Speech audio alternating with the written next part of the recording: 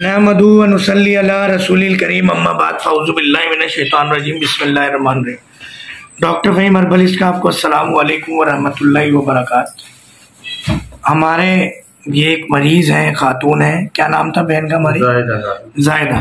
मुख्तसर सी वीडियो बनाएंगे क्योंकि आखिरी मेरे 1-2 लम्हात हैं और मरीज़ों का रश है बाहर, और इस वक्त दुबई और सऊदीया रवानगी है 2 घंटे बाद। सिर्फ इतना पूछना चाहूँगा, जो बोलेंगे सच बोलेंगे, सच के सिवा कुछ नहीं बोलेंगे। आपका नाम? आसिफ अली। आपको यहाँ किसने भेजा? हमें फेसबुक पे देखा है।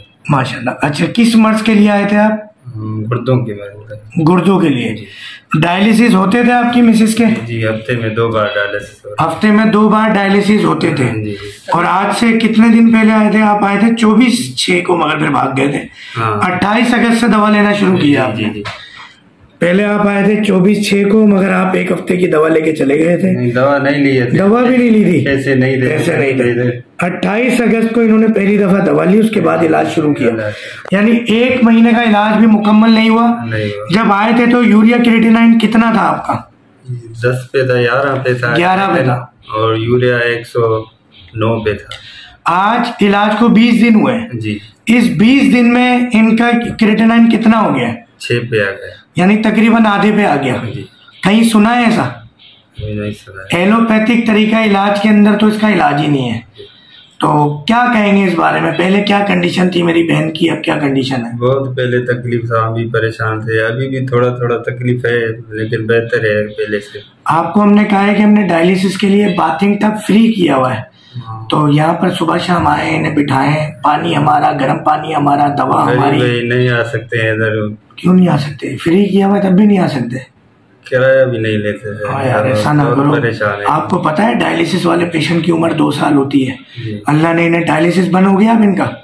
अब डायलिसिस करवाते हो? करवाते हैं 2 बार।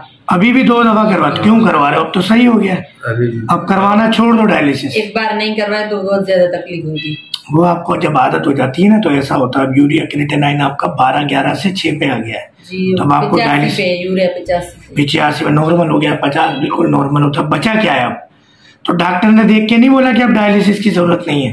डॉक्टर आज रिपोर्ट कराई है, डॉक्टर ने हमको नहीं। डॉक्टर को दिखाओ, अब नहीं कराना। चेहरा माशाल्लाह इतना अच्छा हो गया मेरी बहन का पहले के मुकाबले में।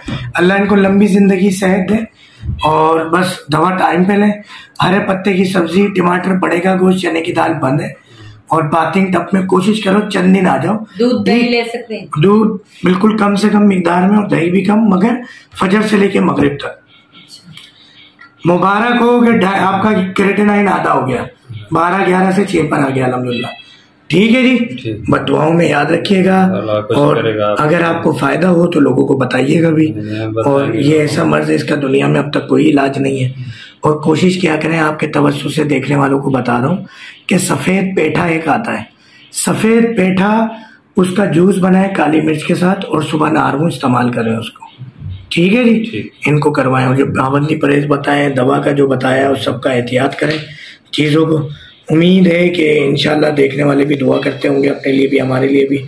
अस्सलामु अलैकुम व रहमतुल्लाह।